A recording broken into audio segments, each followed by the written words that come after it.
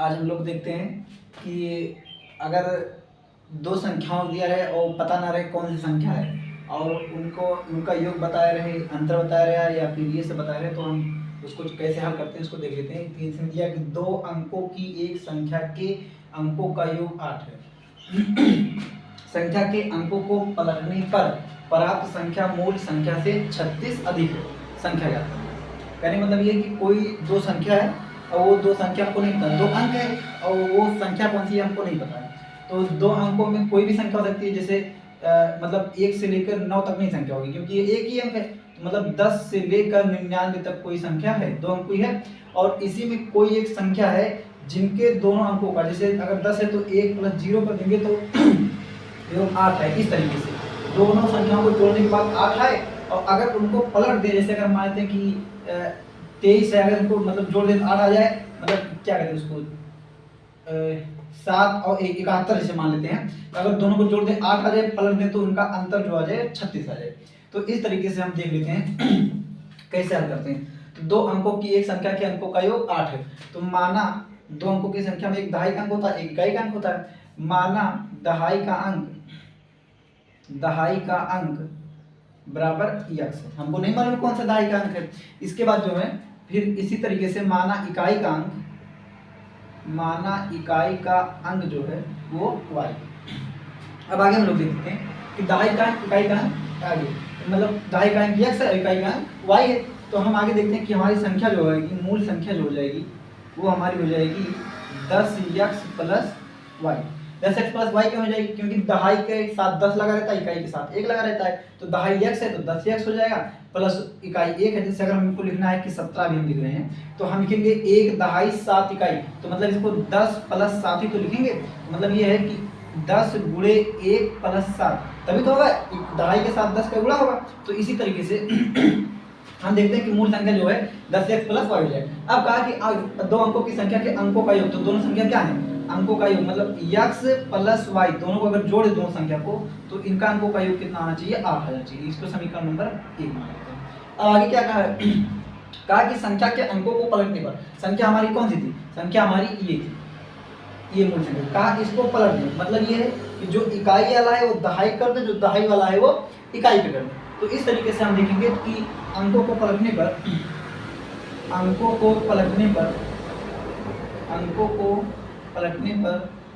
बनी संख्या। तो जब अंकों को पलट देंगे तो हम ये देखेंगे कि 10x + y था, तो अब ये 10y + x हो जाएगा।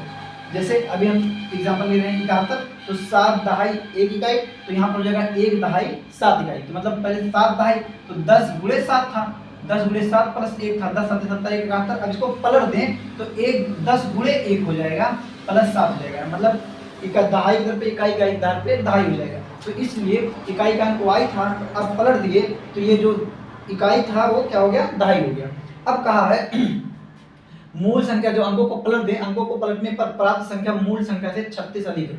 मतलब ये जो संख्या प्राप्त हुई है, ये जो मूल संख्या थी इससे 36 अधिक है। मतलब ये है कि प्रश्नानुसार अगर हम करेंगे, प्रश्नानुसार, तो जो ये हमको प्राप्त हुआ है 10y + s को पलटने पर प्राप्त हुआ है, और जो हमारा पहला था वो हमारा था 10x + y था। ठीक। अब कहा है कि जो पलटने हैं, ये जो पलट कर हुआ है ये जो है मूल संख्या से 36 अधिक है।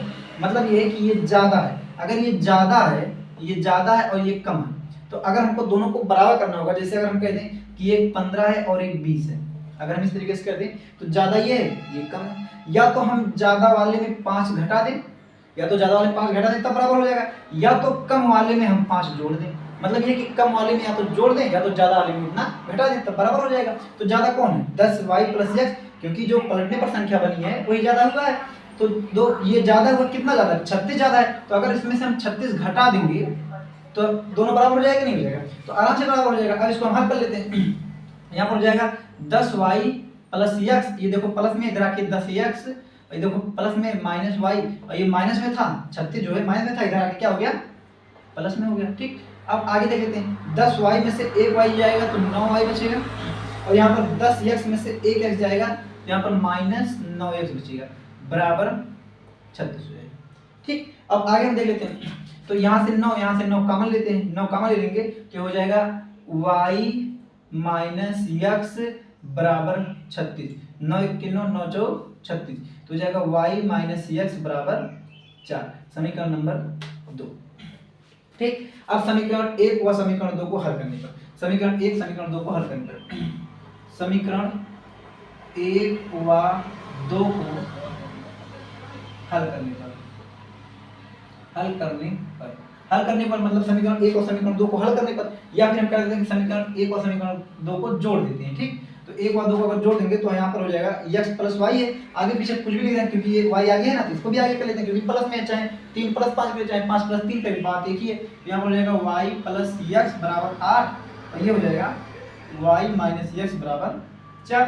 तो ये दोनों देखो अगर जोड़ देंगे इसको, समीकरण 1 समीकरण 2 को हल करने में मतलब क्या क्या कर देते हैं, जोड़ देते हैं। अगर जोड़ देते हैं तो चिन्ह तो बदलेगा नहीं, y कितना हो गया 2y हो गया, और ये प्लस माइनस से क्या हो जाएगा, कट जाएगा, बराबर 8 4 12, तो y बराबर 2 1 2 2 6 12, y बराबर 6 आ गया।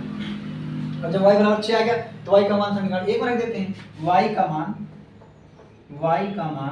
समीकरण 1 में रखने पर। ठीक, जब y का मान समीकरण 1 में रख देंगे, समीकरण 1 कौन सा है, x प्लस y बराबर 8, x प्लस y बराबर 8। ठीक, अब y की तरफ पे कितना रख देते हैं, 6 रख देते हैं, तो x प्लस 6 बराबर 8, तो x बराबर 8 माइनस 6, तो x बराबर कितना हो गया 2। अब हम देखते हैं हमारा संख्या क्या होती है। इसमें कहा कि दो अंकों की संख्या दो अंक प्राप्त हो गई, दोनों कौन से मानते हैं, एक x और एक y। अब दोनों अब मूल संख्या हमारी क्या हो जाएगी, जो मूल संख्या हो जाएगी, मूल संख्या हमारी क्या थी, मूल संख्या जो थी वो थी 10x प्लस y, क्योंकि x क्या था दहाई और y क्या था इकाई, देखो मूल संख्या ही तो थी। तो अब हम क्या करते हैं कि 10 गुणे x इधर पे 2 प्लस y इधर पे 6, 10 दूनी 20 प्लस 6, तो कितना हो गया मूल संख्या 26।